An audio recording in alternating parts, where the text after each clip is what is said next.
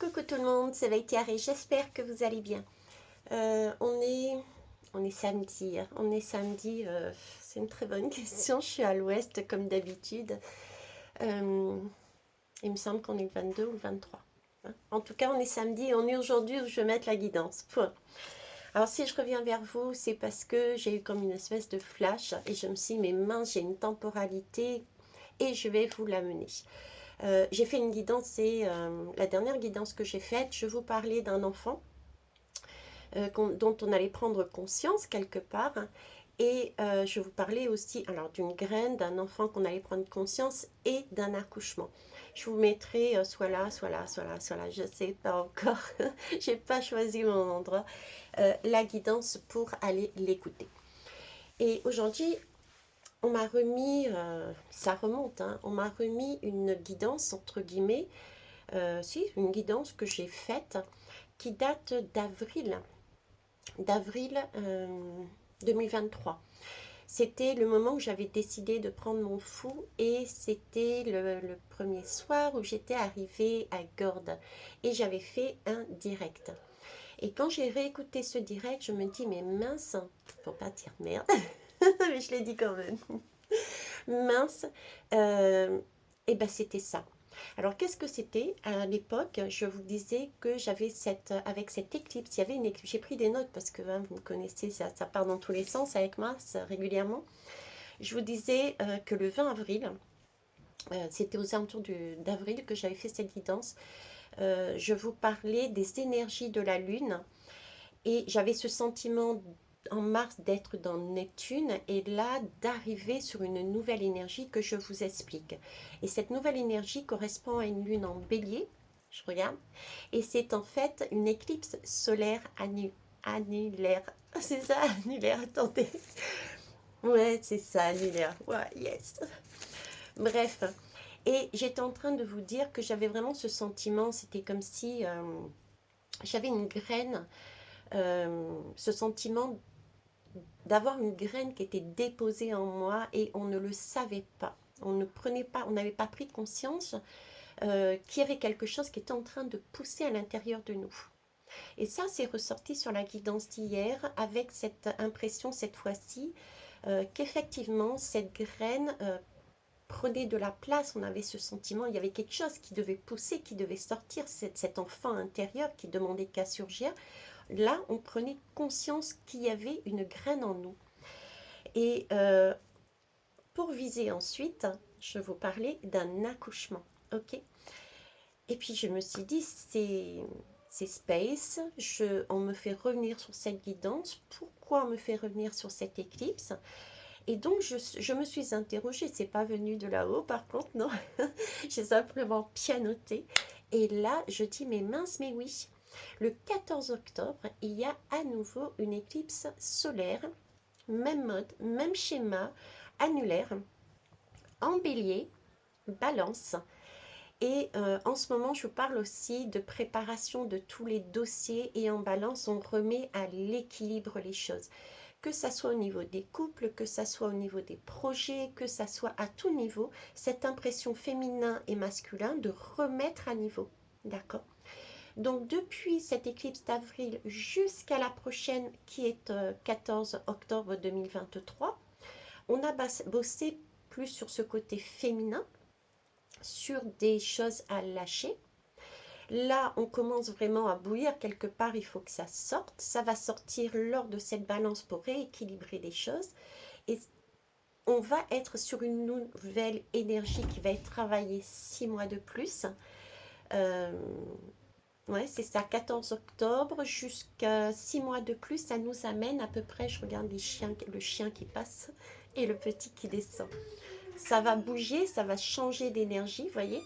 Il y a quelque chose de plus jeune qui va redescendre, c'est l'accouchement en fait, qui se fera en avril 2024. Donc j'ai la temporalité.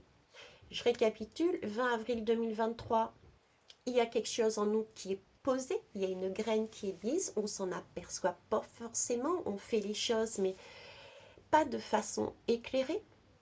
Le 14 octobre 2023, il y a à nouveau cette éclipse qui est particulière, avec un éclairage qui va nous permettre de voir et de réajuster les choses pendant 6 mois supplémentaires pour en avril 2024, on accouche enfin du bébé, quoi. Donc posez-vous la question à partir de mars, hein, mars 2023, mars-avril 2020, oui, mars-avril 2023, qu'est-ce qui s'est passé dans votre vie? Que ça soit au niveau des événements, que ça soit au niveau des personnes qui vous accompagnaient à ce moment-là, qu'est-ce qu'il y a eu de... Il y a un truc qui a déclenché quelque chose en vous, des ressentis, un besoin, une envie, un déclic, une connexion, vous voyez, c'est un rapport avec, d'accord? Tout est en rapport. Alors, pour vous aider par rapport à ça, je vais vous remettre la guidance faite hier, je crois. Donc, la dernière guidance qui parlait de cette évolution de l'enfant, de notre enfant, d'accord?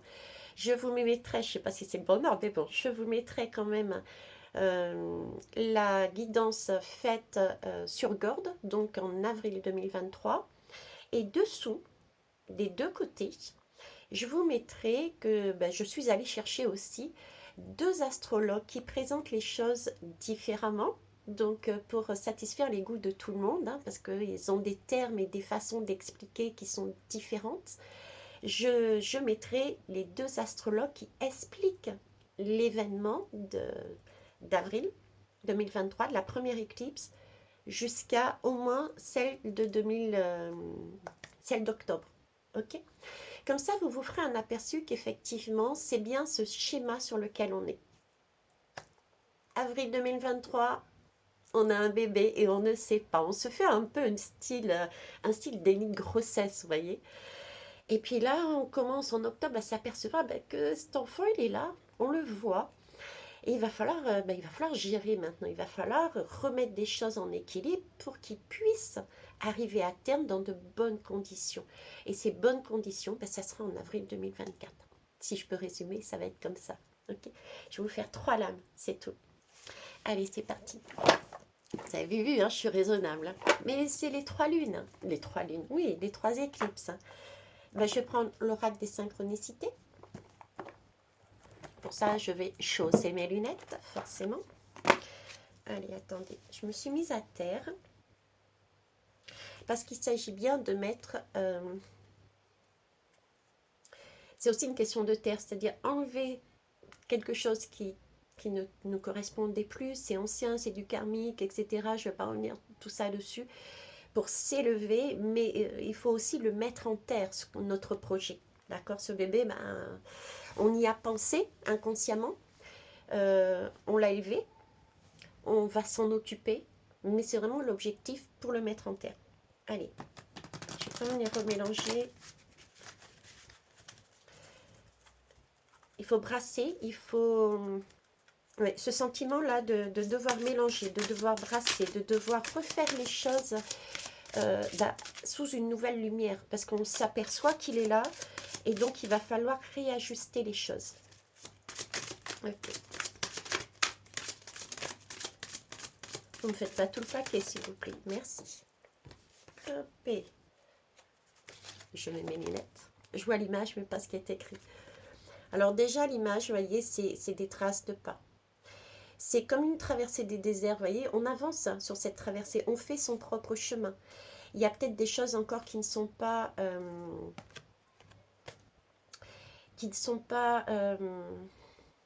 fixées. Vous voyez, on a déjà imprimé quelque chose, mais au fur et à mesure que l'on avance, on a encore des choses à retravailler. D'accord? Donc on crée aussi, j'ai aussi cette notion de créer aussi son propre chemin. Créer son chemin de vie, sa mission, mettez les termes que vous voulez dessus, mais de mettre en place ses choix. Ok? Alors qu'est-ce qui était écrit du coup? Hop, et... L'empreinte. Ah le 3 et le 9. Alors le 3 et le 9, on a 3 lunes. Et le 9 c'est qui le 9 déjà? Je m'en souviens plus, tiens. C'est pas le pendu. Ah, j'ai un doute là, mince. Je crois que c'est l'ermite le 9. Donc, le 3 et le 9, oui, il y a trois cycles, hein, d'accord? Il y a trois cycles d'éclipse. Et le 9, c'est vraiment la recherche, justement, de son chemin, de sa voie.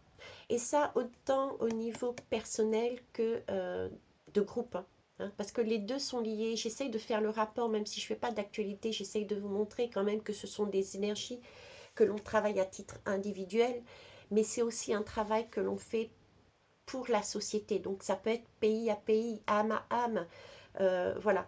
Donc en fait c'est ça qu'on est en train de créer, notre nouveau monde, notre nouveau chemin. Ok. Voilà, 3 et 9. Et c'était marqué l'empreinte au fait. Hein, voilà. Bon, ça me va. Ensuite, qui on va aller chercher? Les dés sont jetés. Je vous le montre, même si c'était pas prévu, parce que dans ma guidance hier, j'ai dit les dés sont jetés. Oui, les dés sont déjà jetés. D'accord. Donc, on est sur du 13. C'est bien une transformation. C'est bien quelque chose qui va mourir, mais pour renaître. Il y a bien ce passage, comme je disais, à un moment donné, l'enfant va sortir, va rompre l'eau pour accoucher. D'accord. Les choses vont se mettre en place. Alors, 6, ça fait du 11. Du 11, c'est la dualité, c'est pouvoir s'unifier. 1 plus 1, ça fait 2, vous voyez. Ok. Alors, ensuite, je vais prendre le petit oracle de Gaïa. Je vais écarter mes lunettes cette fois-ci. De toute façon, bientôt, on va mieux voir. J'en aurai plus besoin, hein, vous me direz. On peut rêver. Il faut rêver. Allez, Gaïa, qu'est-ce que tu me dis? Alors, le gros gag. Aime ta sensibilité. Vibre, aime, pleure, ressens et réjouis-toi de ce beau cadeau. Eh oui, ta sensibilité te permet d'accéder à des dimensions supérieures. Fais-en bon usage. Donc là, on nous dit bien que oui, on peut passer par différents stades. On peut être amené à vivre différentes émotions. Mais c'est un peu comme un... Ouais, c'est un peu aussi comme un accouchement. On s'aperçoit, bon, bah, mais mince, j'ai fait un déni de grossesse, donc on peut avoir certaines émotions, peut-être de la panique, peut-être des craintes, etc. Et puis après, on prend conscience que c'est quelque chose de beau, etc., etc. Donc, prendre plaisir et apprécier ces différentes émotions, parce que ce qu'il y a au bout, en fait, qui pouvait, à la base, au début, quand j'étais dans Neptune en mars, nous paraître mais très flou, on ne savait pas où on allait. Au final, on s'aperçoit que c'est un très très beau cadeau ce qu'on reçoit. D'accord. Et là, ils m'ont fait scinder le paquet en deux. C'est ça, c'est d'actualité. Donc, on a aussi les rapports de soi avec les autres. C'est ne juge pas, pardon, reste neutre et bienveillante. Ne te laisse pas entraîner dans les sombres méandres du jugement. C'est vrai que là, avec l'approche du 14 octobre, il va y avoir à nouveau des énergies très vives qui peuvent raviver les tensions, hein, les gilets jaunes, voilà, tout ça. Je ne dis pas que je suis contre, je dis simplement qu'il y a peut-être des choses à aller explorer, des choses à voir et à faire d'une autre façon, d'accord? Donc, rester le plus neutre possible, ne pas se laisser influencer, mais toujours écouter son cœur. Voilà, partir son cœur. Est-ce que l'énergie que je veux mettre, que je vais donner, oui, je pourrais dire ça comme ça. Est-ce que l'énergie que je vais donner, par exemple, pour faire telle ou telle action, ok, est-ce que ça vaut la peine? Ou vaut-il mieux pas que je la garde pour moi, justement, parce que je suis enceinte et que je veux mettre en place mon projet? Et là, il y a un moment, il va falloir négocier, il va falloir prêter attention avec qui je suis, ce que je fais, comment mettre en place. Donc, qu'est-ce que je veux faire de mon énergie? Ok. Et reconnais ta valeur. Quelle que soit ton histoire, tes peurs et actions du passé, tu es j'allais dire tu as un enfant, lapsus révélateur. Tu es un enfant de... Non, j'ai pas d'enfant, moi. Pas, en tout cas, pas physiquement. Tu es un enfant de la terre et tu es infiniment précieux et précieuse.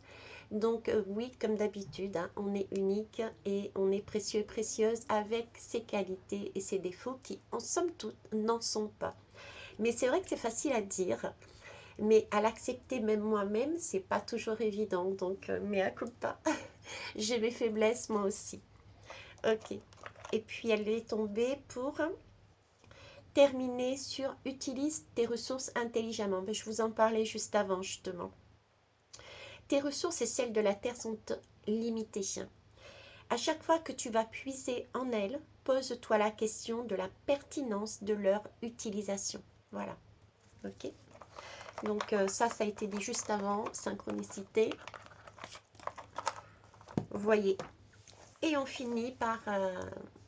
je vais aller piocher un cristal, des cristaux, on verra.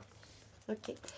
Vous pouvez vous imprégner de cette énergie qui pourra vous guider si vous en avez le besoin. Ok. Alors j'en ai 3, scindés. Oula, comment ça se prononce cette bête? La fuge... Excusez-moi pour ceux qui connaissent hein, dedans, hein, professionnels. La fuchsite rubis, je ne sais pas, je vous le montre. Ça va peut-être être mis à l'envers, j'ai aucune idée en plus. Fuchsite. Voilà. Rubis. Ah, c'est bizarre, j'avais du rubis dernièrement en tête. Ok. Alors, qu'est-ce qu'il nous dit? Il nous parle ici de réciprocité. Le juste équilibre du cœur est celui où l'on donne autant que l'on reçoit. Donc là, vous voyez, on va être sur cet équilibre. J'avais de la balance aussi. Ouais, c'est ça, c'est le 14 octobre, oui, bélier balance, ouais. Donc là, vous voyez, on parle encore d'équilibre. On parle de donner et de recevoir. Justement, on parle de tout ce qu'on a fait les 6 mois auparavant, je dirais même 7 si on a Neptune avec le mois de mars. Je vous disais, on monte des dossiers et là, lors de cette balance, on va faire un peu le point de ce que je donne et ce que en face on me donne. Est-ce que c'est bon? Est-ce qu'on peut fonctionner comme ça? Si c'est pas possible, comment on peut réaménager les choses? Comment on peut se repositionner? Comment on peut faire, hein? On est là-dessus, ok? Donc je vous la remontre. Ensuite, je vais déposer le paquet. L'apophilite. Alors l'apophilite nous parle de lumière. La lumière, je vois avec clarté. Ben oui, le 14 octobre, on va vraiment voir avec clarté. En tout cas, c'est le sentiment que j'ai eu. Hein. On va voir ce qu'on n'avait pas vu pendant 6 mois, 7, hein, voir. Je vois avec clarté depuis mon cœur et au-delà de mes conceptions habituelles pour être en accord avec moi-même. Oui, parce que tout le travail qu'on aura fait, tout le fou que j'aurais pris mon temps à parcourir sur mon chemin, tout comme vous, vous avez pris à votre manière. Moi, je l'ai pris physiquement, mais à votre manière. Vous avez également pris votre fou dans votre vie. Alors, le fou, pour ceux qui ne connaissent pas, c'est la première lame c'est la première et la dernière lame du tarot. C'est celui qui prend son bâton et qui avance avec un minimum au bout de son bâton de choses vitales pour lui et il avance et il va découvrir. D'ailleurs, pour ceux qui me suivent sur Instagram, c'était une très très belle image. On était en balade et j'avais le petit Charles, enfin le petit Charles, c'est pas si petit que ça, mais bon. J'avais Charles qui a toujours sa petite baguette ou un bâton, etc. Et il était en train de marcher justement sur un chemin de pierre dans la nature. Et il avait son bâton comme le fou du tarot. Et il y avait le chien à côté qui symboliquement représente le moi intérieur, l'enfant intérieur qui était à son côté. Et les deux marchant comme ça, je me suis dit, mais c'est le tarot, c'est le fou du tarot. Donc je l'ai pris en vidéo. Hein. C'était trop, voilà. C'était encore une fois, comme je dis, mon chemin est balisé de messages qui me font des rappels. Ok. Donc je répète, je vois avec clarté depuis mon cœur et au-delà de mes conceptions habituelles pour être en accord avec moi-même.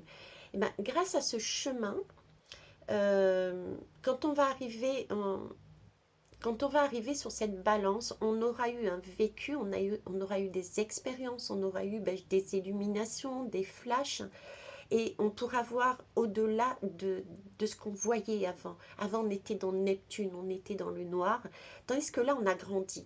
Euh, je sais pas pourquoi j'ai envie de dire adolescent, mais c'est comme si on était un enfant dans le noir et on est passé à un stade d'adolescence. Bon, on n'est pas réellement né encore, vous voyez, mais l'idée c'est, voilà, ok. Alors je vous montre la pierre, le cristal. Oups, si je vous mets pas devant, ça va pas le faire, hein. Alors derrière, pour information quand même, j'ai une obsidienne dorée qui nous parle de cohérence. Je t'offre le rayonnement dont tu as besoin pour vivre selon ce qui te nourrit et inspire ton âme. Euh, et je vous disais juste avant que là, nous allions prendre conscience, nous allions prendre avec une nouvelle lumière, voir ce que nous avions en nous et qu'il allait falloir se mettre en cohérence. J'ai fait une guidance sur la cohérence. Je me demande d'ailleurs si je ne l'ai pas mis sur l'un des côtés d'une guidance, la cohérence cardiaque. Je vous ai mis, on parle de cohérence cardiaque ici aussi. Ok. Je t'offre le rayonnement dont tu as besoin pour vivre selon ce qui te nourrit, ta passion, ton besoin, ce que ton âme, ce que ton enfant intérieur a besoin. Donc on est vraiment dans le thème. Ok. Et je prends en dernier celui qui est tombé par terre. Et je regarde rien d'autre. J'arrête là. Ici, on me parle du quartz rose. Alors, comme une caresse enveloppante. Ah, ça me fait penser câlin, ça. Comme une caresse enveloppante, je suis doux, réconfort et un apaisement de tes appréhensions. Délicatesse. Je la mets là. Voilà. Alors, prenez l'énergie dont vous avez besoin. Moi, je vais prendre celle-ci déjà. J'adore les câlins, j'en ai parfois besoin. Je suis désolée, je suis comme ça. Je n'ai aucune honte à dire, j'ai besoin parfois de câlins. Ok. Et je prendrai certainement d'autres énergies, peut-être ou pas. Je me pencherai dessus. En tout cas, j'ai intégré ce qu'il fallait que j'intègre. J'espère que ce sera de même pour vous. Je vous embrasse, je vous kiffe et je vous love et je vous fais de gros bisous et à je ne sais pas quand. Au revoir.